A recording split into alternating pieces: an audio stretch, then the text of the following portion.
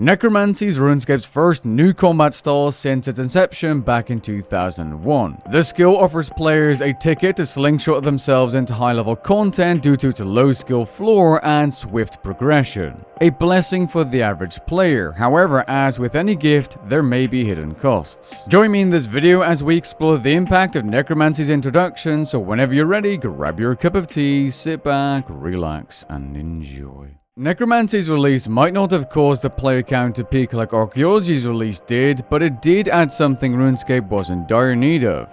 Change. And, of course, new content, because people were starving for something big. No, not that. RuneScape, similarly to other MMOs, has been struggling to gain a large amount of new players and retain them.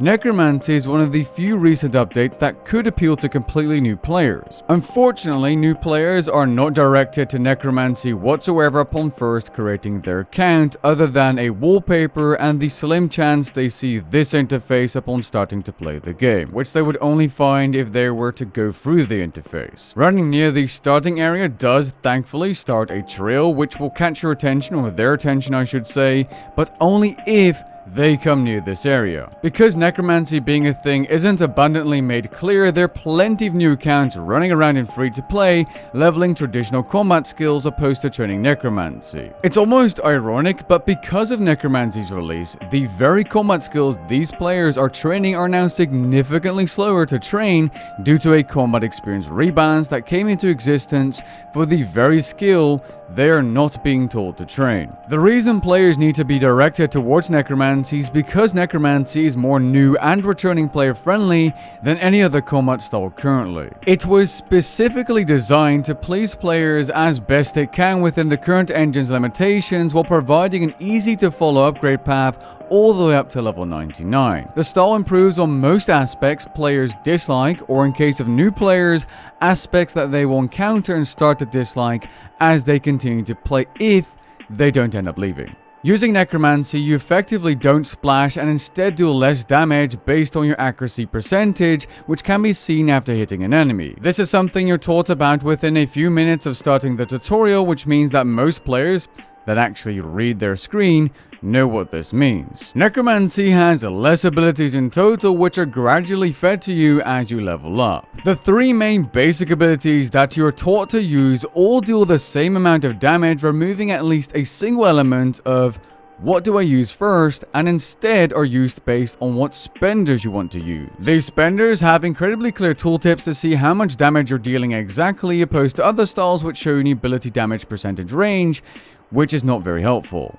This is something developers are looking to add to other styles. While multiple resources seems more complex at first, all it's really doing is giving the higher level players some room to play around. You're able to deal good damage of Necromancy only using a couple of abilities, which means it's very simple to deal good damage. This is partially because there aren't that many abilities to choose from just yet, but also because high hitting abilities aren't locked behind an expensive purchase, or in case of Iron Man players, a high level boss drop. Additionally, these hard hitting attacks do not require you to juggle a bunch of items or other weapons, or in other words, you do not need to be a keyboard pianist to get good anymore. Now, this isn't to say that you do not need skill to take on high level content anymore, as it's still going to take you practice before you can consistently farm high level content. It's simply less overwhelming to do so, aka there's a lower skill floor. In my opinion, there is no reason for it to take hundreds and hundreds of hours for a player to get acquainted to a clunky combat system, only for that player to come back after a few months of inactivity and then having to get used to it all again. Sure, there will be muscle memory, but you get what I mean. And perhaps the best part of it all is that Necromancy combat is far more satisfying than the other combat styles, as there's less clunky animations,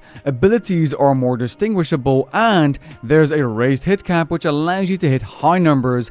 And as I'm sure you know, high numbers equals neuron activation. This is something they're looking to add to other combat styles, by the way, but a beta has not been launched just yet. Now, you're probably getting the impression that Necromancy is effective, and it is at pretty much anything. Necromancy kind of combines the best of the other three combat styles into one. Melee, as you might know, is very good for Slayer due to the halberd and scythe type weapons that give you extra range on abilities like Cleave, Quake, and Hurricane. Well, Necromancy has access to an ability called Spectral Scythe that can be upgraded upgraded to a point where it functions like Cleave, like a Hurricane, and eventually like Meteorite Strike as well. Essentially, you have access to a benefit unique to a weapon type all the time thanks to an ability. Ranged has access to an incredibly strong special attack when wielding the Eldritch Crossbow or having it stored in an Essence of Finality. Necromancy has access to the exact same special attack through an incantation spell without the need of an EOF amulet or the weapon, costs no adrenaline to activate, and it lasts 25% longer. Magic is one of the best AoE combat styles in the game and has access to viable abilities such as Greater Chain, which allow you to dish out mega damage. Necromancy has access to pretty much a straight up better version of Greater Chain, even with the Corrupting 4 perk, assuming that you're attacking targets within a short bit of range. And we're not even getting started on the Darkness incantation, which can be used even when Jagex nerfs the ability for players to use the magic spell called Animate Dead in combination with Necromancy armor and a few pieces of magic armor. What I'm getting to here is that Necromancy has a lot of the good stuff and the fun toys that the other combat styles have all in one. Now, this doesn't mean that these other combat styles do not have unique elements. For example, Melee can uniquely use a Scrimshaw Vampirism, which is very good for Slayer tasks, and all the other combat styles are not able to use that Scrimshaw. That being said, Necromancy does have a Blood Siphon ability, which is kind of similar, although may not have the exact same effect at every single task. Range still has access to special ammunition that can give you a bunch of adrenaline, or Chinchompas that allow you to turn every single attack into an AoE attack, and so on. But what it does show you is that Necromancy is a versatile powerhouse of a combat style effective at almost anything. I've been getting better kill times of Necromancy at the bosses I've been doing on my way to 120. Now, to be fair, I have not done tons of bossing since I've been grinding for 120, but so far it seems I'm performing better than with other styles. It also seems to be incredibly good for AFKing low to mid-level boss content due to the amount of heals you can gain from your Ghost Conjure. The AoE potential allows it to compete with melee magic at the majority of Slayer tasks. Now, it's hard to compete against a maxed out magic player with Magma Tempest, Greater Chain, and Zarkomni, but it gets close. At least from my testing so far. Perhaps after optimizing action bars, it might be able to beat out magic outright for Slayer, but I reckon that will be very much dependent on the task. An interesting thing to note is that at both Moss Golems and Nightmare Creatures, I was able to beat out my Legacy Blood Barrage kills per hour by using Necromancy, so that's saying something. It's very good for Slayer. And it's doing it for a fraction of the cost, which might just be the worrying part. Just like any skills release, Necromancy is having an effect on the economy. Certain items were suddenly in high demand due to being used in the skill or the gear upgrade path, like Subjugation Armor, Ashes, Cursed Sandfu Shaptis, and Bones to level up Prayer. This isn't the worrying part, as these items were suddenly in high demand while supply couldn't keep up. In time, I'm sure that all these items will stabilize at a reasonable price. I'm not so sure if I can say the exact same about high-level weapons. Pretty much every high-level weapon from magic, ranged, and melee is crashing, and has been crashing before Necromancy's release. People likely started to sell off their gear in advance to use that money to level up Necromancy and use it for Necromancy-related upgrades. These same people are now realizing that Necromancy is incredibly effective at pretty much all the content in the game, and don't want to go back. And can you really blame them? It's the fun thing to do. It's the popular thing to do. It's the new thing to do. I wouldn't say that this is a new trend at all, because as soon as a certain combat style is established as meta or the best, other items related to the previous old meta go down in price as a sort of cycle of the RuneScape economy.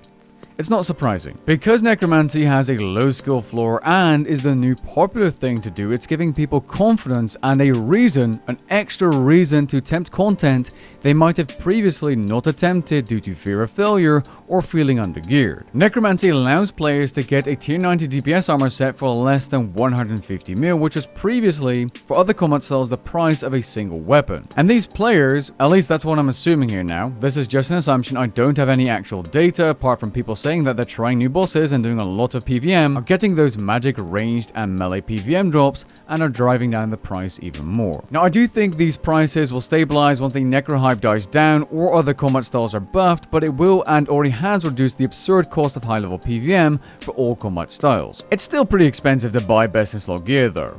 Now, depending on your current view in the game, this may be healthy, or if you're someone that's hunting big billion drops, it's disappointing. But I'm sure we can all agree that Necromancy is making a huge impact on the game. Personally, I think Necromancy being accessible is a good thing, and it sets a base precedent for what a good combat style should be, where hopefully the other combat styles will be adjusted to follow. I don't think this is the case, but if the actual average Joe, of which we have very different ideas of what kind of player that is starting to sleep and breeze through all the content in the game, then perhaps tweaking the combat style or releasing more difficult content in the future is the way to go. The skill hasn't been in the game for all that long just yet, and even though it's making a major impact on the game in a short time frame, there's much more to be added and or rebalanced in the future. For now though, be sure to enjoy the skill for what it is, as that's what games are for. Let me know what you think of Necromancy and its impact down in the comments down below, and I'll catch you guys in the next one. Peace.